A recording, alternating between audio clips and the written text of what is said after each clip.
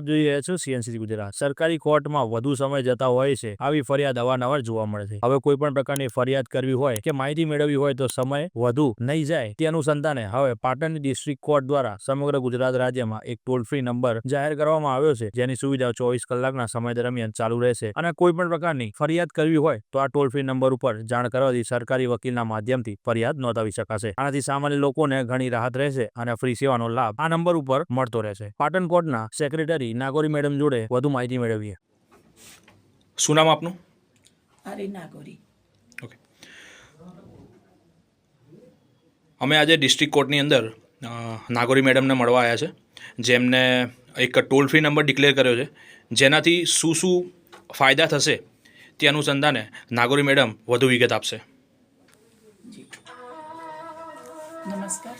પહેલાં તો આપને હવે અમારે આખા ગુજરાતમાં એક helpline toll free helpline number રજૂ કરેલો છે, જેનો નંબર છે 15100 છે અને તેના ઉપર ભારતનો કોઈપણ નાગરિક પોતાની ફરિયાદ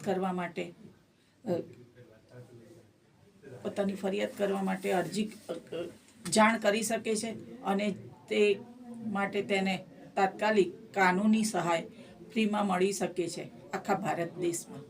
તો આખા ભારત દેશમાંથી આ ટોલ ફ્રી નંબર કોર્ટે જાહેર કર્યો છે। નાલસાર જે છે અમારું, એમણે આ નંબર રિલીઝ કરેલો છે ટોલ ફ્રી નંબર। આ ટોલ ફ્રી નંબર જ્યારે ડિક્લેર થયો તો આ ડિક્લેરેશનથી સહાયતા શું પ્રાપ્ત થશે? જે લોકોના કેસ કરવા હશે કે જેને કેસ અનુસંધાને કોઈ બી માહિતી આપવી હશે તો એમાં શું સહાયતા પ્રાપ્ત થશે? કેટલો અસરદાયક છે આ નંબર? આ નંબર ખૂબ જ અસરદાયક છે, કેમ કે તેમાં ઘણા બધા પેનલ એડવોકેટો જોઈન્ટ થયેલા છે। જેવો આપ શ્રી ફોન કરો તો તરત જ ફોન રિસીવ કરવામાં આવશે અને આપને કેવા પ્રકારની સહાય જોઈએ છે કાનૂની, એ પણ તરત જ એ કરવામાં આવશે, મળી શકશે તમને। આ ટોલ ફ્રી નંબર 24 કલાક અવેલેબલ હશે? જી ચોક્કસ 24 કલાક અવેલેબલ હશે? 24 કલાક અવેલેબલ છે આ નંબર। તમે આ બોલો કે આ ટોલ ફ્રી નંબર 24 કલાક અવેલેબલ હશે? આ ટોલ ફ્રી નંબર 24 કલાક અવેલેબલ છે।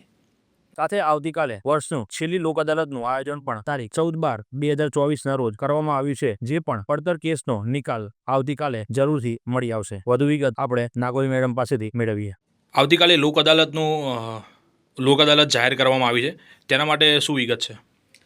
આવતીકાલે જે લોક અદાલત છે તે આ વર્ષની છેલ્લી લોક અદાલત છે અને આ લોક અદાલતમાં સમાધાન લાયક કેસો મૂકવામાં આવે છે, જેથી કોઈ પક્ષકારોને સમયની રાહ ના જોવી પડે અને ત્વરિત ન્યાય મળે એ રીતના પ્રયત્નો કરવામાં આવે છે કે અને તેમાં civil suit, matrimonial case, MACP કેસો, નેગોશિયેબલ ઇન્સ્ટ્રુમેન્ટના કેસો, વિવિધ પ્રકારના કેસો કે જે સમાધાન લાયક હોય તે મૂકવામાં આવે છે। રિપોર્ટર કિશન પ્રજાપતિ, પાટણ।